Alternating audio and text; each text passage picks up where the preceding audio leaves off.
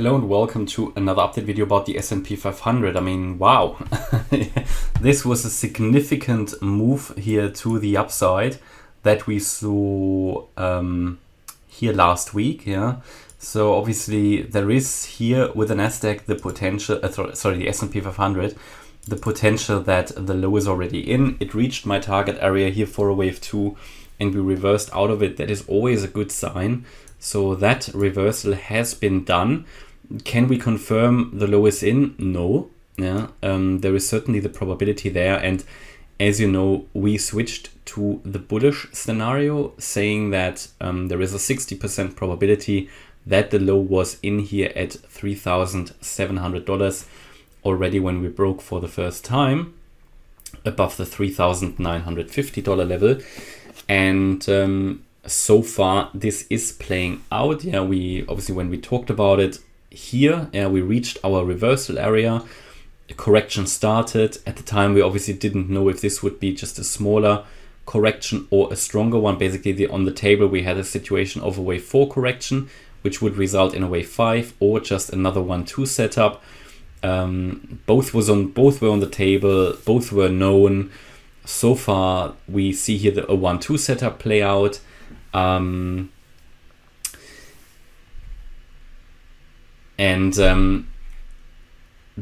I emphasized that this correction that we see here now, and I talked about that up here, that as soon as we break below this trend line, the correction would be starting. In this scenario, this is the stress test for this bullish scenario, very clearly. And in this particular scenario, the S&P 500 should not drop below the $3,790 level. Why is that the case? The case because we have here down here the 88.7% fib level already below 3,850. It will be very unrealistic that this is still a wave 2, and we need to emphasize the bearish count more. In the bearish count, and that is still on the table, still a possibility, we will make a lower low. We will get into this area between $3,600 and $3,350. That is not my primary count, that is the alternative option. But if we do this, my view would be that from here we will then see the recovery. Yeah? So the option of one more low is on the table. I'm not as bearish as many other analysts. Many other analysts do see a real crash still to come.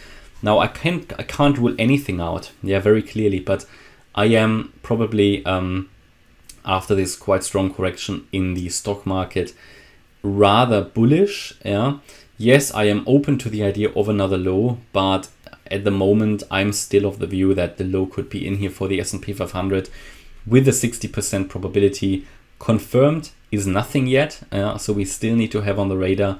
We could without a problem come lower, but what is important for traders and so on is that we had a reversal area here that worked out, we had one here that worked out, we had one here that worked out, and now we just need to see if the market can continue to fulfill this scenario. What would need to happen for the S&P 500 now? What would it need to do? It would now need to move up, obviously, here in a wave 3. And when can we be more comfortable that the low is in? Well, if we make it already here above the wave B at $4,217 or 4,200, let's call it like that, because that's also here previous resistance. If this is the case, we break above that level, that would already be a very good indication that also this local low is in. All it needs to do then is to break above the wave 1 high at $4,330, and then we can be open to the idea that it will go to the 1.618 extension, which is at $4,866. Then we would get a wave 4 correction afterwards, a wave 5 impulse to the upside. That would only be the wave 3 here, of the higher degree. Now we need to understand that this doesn't need to be a 1-2 setup. We can also count all of this as an entire impulse actually. That is possible. That would give it a little bit more space to the downside in the current correction.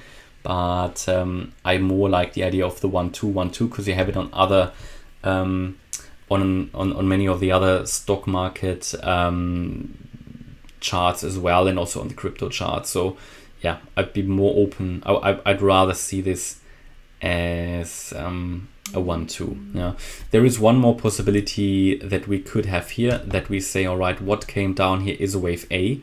We're moving up to in a wave B now and come down in a C.